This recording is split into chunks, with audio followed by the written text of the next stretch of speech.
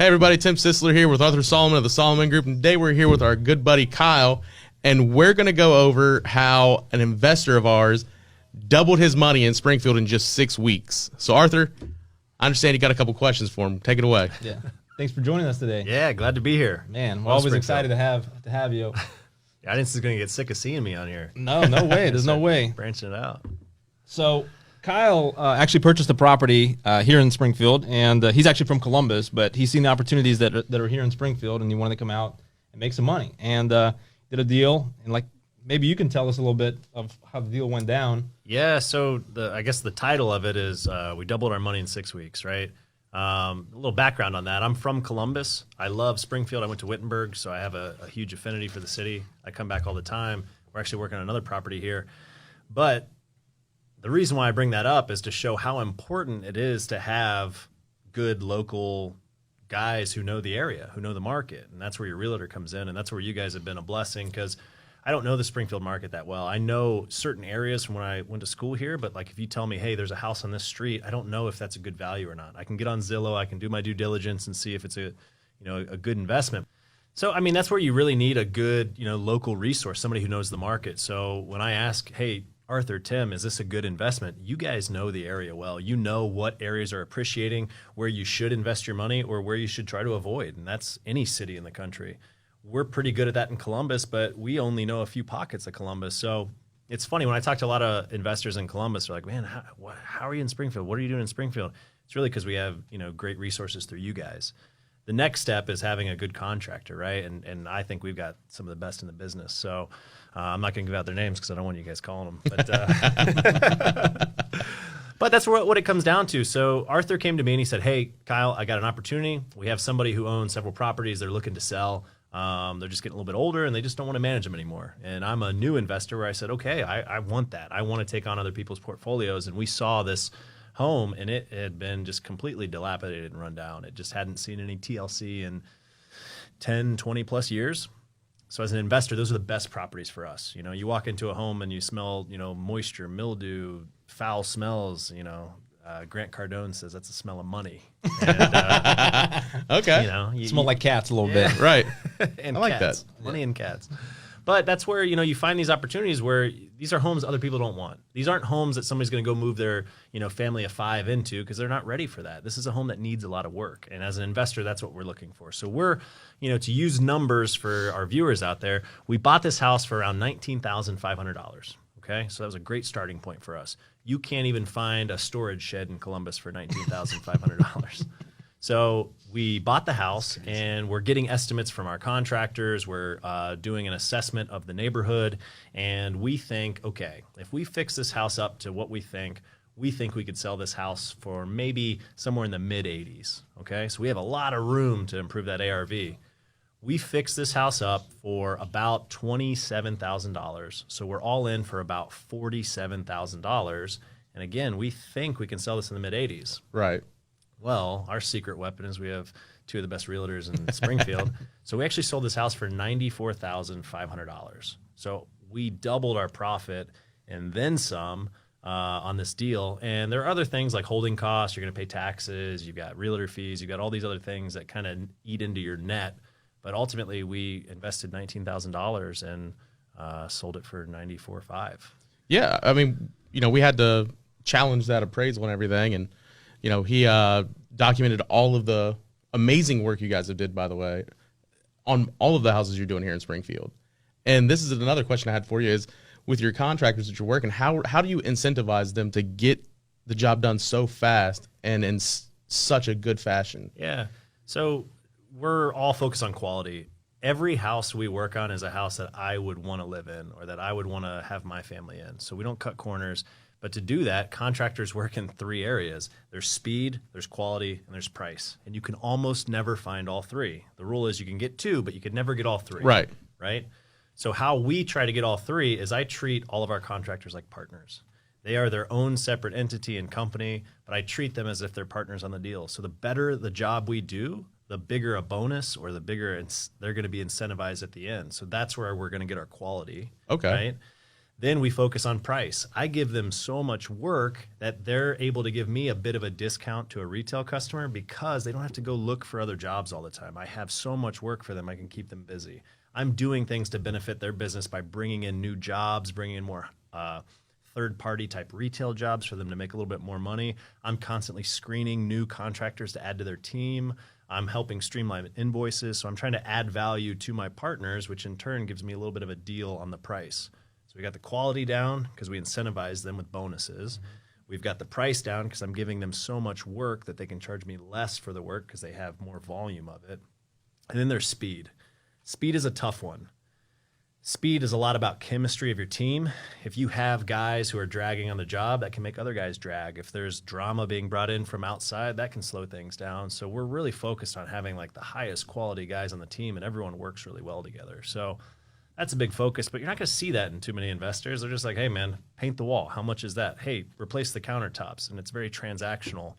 We focus on being relational. I want to have guys on our team, just like you guys, just like our contractors, our lenders, that we want to do not one deal with, but dozens of deals over the lifetime of our business. We don't want to have to keep looking for a new partner every time we find a house. That takes time. It takes money. It's exhausting. It's frustrating. We want to build relationships with good people, and we expect those people to make money.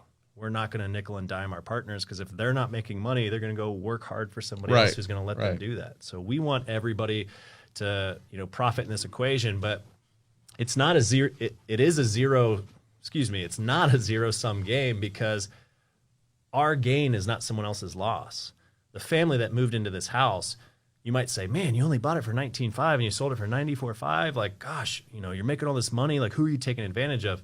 The family that moved into this house got a beautiful home in Springfield, and that mortgage payment is going to be less than what they would rent a home for. So they're getting this beautiful 100%. home for under $100,000. We joke around every time. We're like, if we could just pick this home up and take it to Columbus, this is a $400,000 Exactly, house. especially that one that you flipped. That, like I said, the quality you put into that, the floors are gorgeous. Sure. You really didn't hold back on anything. And that's what we want. I mean, we got a charity in Columbus that, we've talked about on past episodes, but like a portion of our profits, we always donate back to the community through Make a Day. So that's something to feel good about. But what we really feel good about is we're providing like the nicest home possible to a family that can afford that, right? $94,500 is a really reasonable priced home for a family of five.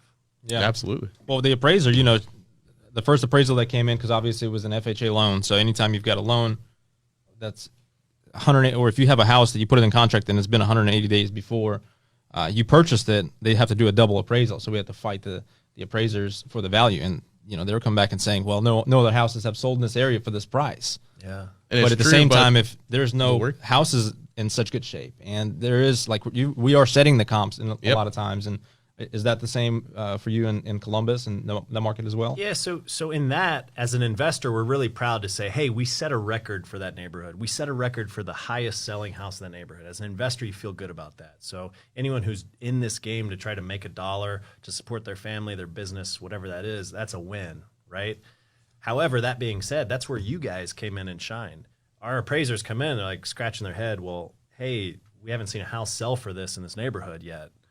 Our response is, well, we haven't had a house fixed up in this neighborhood in a while. And the one that had been didn't have the same type of comps, wasn't the same type of square footage, but that's where it really becomes a science, right? You have to sit and give the comps. You have to explain the finishes that we're using, the craftsmanship, the work that we're doing, that we're not just, slapping paint on something and throwing carpet over, flawed floors, that we're actually addressing all these issues and creating a beautiful home that's going to last a long time. And that's where that can get tricky. Some people will just see, well, the house next door sold for this, so yours is probably worth the same, right? There's a lot to it, and that's where you guys really earn your check. I mean, again, I brought you a little gift the other day because, to me, your commission's not enough for the amount of work that you did, for the times that you run over to that house, for the times that you have to get comps, that you're dealing with me calling you to say, hey, why is my electric bill so high? Go over and shut off the AC. All the little headaches we do, but, a lot of times people will see the realtor and they think, whoa, why do I have to pay 6% for somebody to just put my house on the MLS and open the door every once in a while? Well, There's a lot more to that. And you get what you pay for. When you have a good realtor, not only are they going to list your house at the right price, which means you might not be leaving money on the table, but they're going to put you in a situation where you're going to get either the best price as a seller or the best shot at getting your dream home as a buyer, which in this market right now is huge. There are so many competing offers on homes that your realtor matters as a buyer because you might be competing with 10 other offers on homes. And for us as investors in Columbus, we are constantly trying to figure out how we can make our offer the most attractive so we have a shot. Well, and then, I just recently, actually, it's been over a year now that I became a full-time realtor. Right. Right? Yeah. Wow, okay. So, and when I became a full-time realtor, it really opened up the ability and the opportunities for me to shop around these houses. Sure. So when I would have been spending 6 hours at work, I can spend that 6 hours now making calls and saying, hey, I have this beautiful house on the market. You really should think about coming through and seeing it. So that's another thing that when you become a full-time realtor, it really changes. So that's one of the values of working with us. And it's an expert, right? Like, again, we go back to the contractors. You can have 10 people bid to paint a room in your house, right? But the quality is not going to be the same for every person. Right. So if you're just focused on price, like, yeah, you can probably go get some budget realtors out there. But this is one of the most – everyone loves saving money, right? But this is one of the biggest expenses and biggest decisions you'll make in your life. If this is your first home, if this is your forever home – like, why wouldn't you have an expert in your corner to give you the best deal possible? Most definitely. Yeah, and that's the value add. I mean, we'll fight it out as far as the appraisals and being active and being full-time. I think those things definitely help out for sure. And that's rare. That's rare. So as far as this deal right here, can you tell us, so obviously you're flipping this property, so you're trying to save on taxes, and you're using a strategy that a lot of investors use. Maybe you can tell us a little bit about that? So we'll touch on this briefly. Unless you're a pretty seasoned investor, a lot of this might go over your head. So there's really two strategies when you're investing in properties. There's flipping and then there's burring. So a flip is something where you buy a house, you fix it up, and you sell it for profit. A burr is where you buy a house, you fix it up, you get a tenant in place, and then you refinance it. So instead of selling, you're refinancing to pull your money back out of it, but you still own the house. And now you have it as a rental. When you flip, you can make quick money doing that. However, you pay capital gains tax on any money that you make. You do have realtor commissions and fees. You have a lot of title fees. You have taxes. There's just a lot of hands going into that money bag to take things out. So again, on this deal, we bought it for $19,500. We fixed it up. We sold it for $94,500. That seems like an incredible amount of profit. However, when you finally get that final check, there's a lot of scoops that come out of that bowl of ice cream. Now, you can do something called a 1031 exchange. And in the current presidential debate, whoever you're pulling for, Joe Biden has said that he wants to eliminate this. So if you are an investor, there's a chance that this may not be a thing, in 2021. Capital gains? 1031 exchange. Oh, 1031 exchange. Really? So for round numbers, say more taxes for you to pay then. More taxes for everybody. So say you buy this house and let's say you made $20,000 in profit. If you do a 1031 exchange, you can take that $20,000 in profit. Instead of paying capital gains on it now, you can put it into another property. Right. So essentially, you're just continuing to invest. The reason why this is good for our economy is because we're fixing up more dilapidated houses. We're investing into our local economy. So instead of being taxed for the person who's trying to beautify our city, they say, hey, we're not going to tax you yet. Just roll it into the next property. And when you finally say, hey, I'm done, I'd like to pull all my investments out, now we're going to tax you. And that seems fair to me.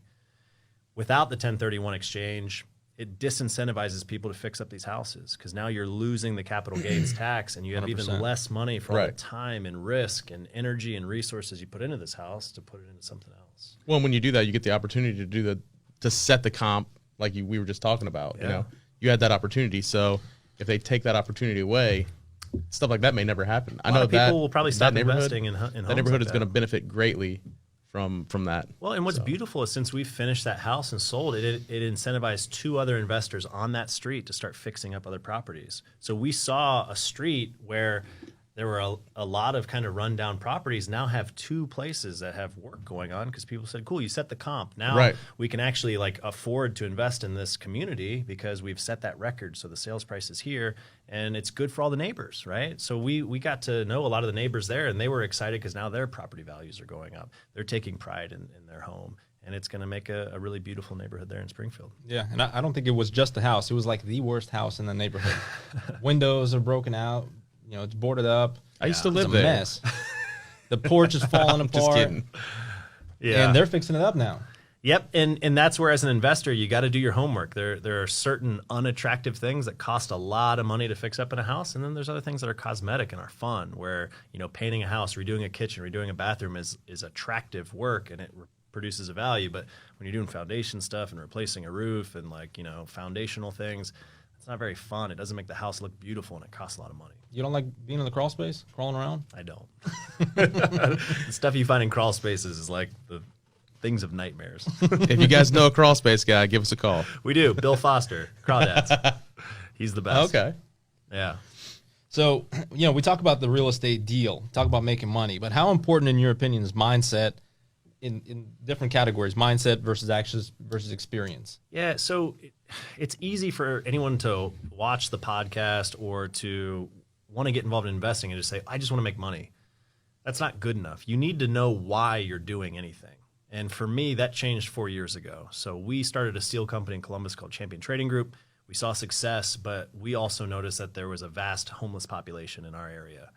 My mindset shifted from I need to make money to support my family, to have a legacy, to provide for my kids, my grandkids, all these folks that I care about, to it's now our opportunity to give back and to serve other people. So it's my responsibility to use what I've learned to go make money, but to do good with it.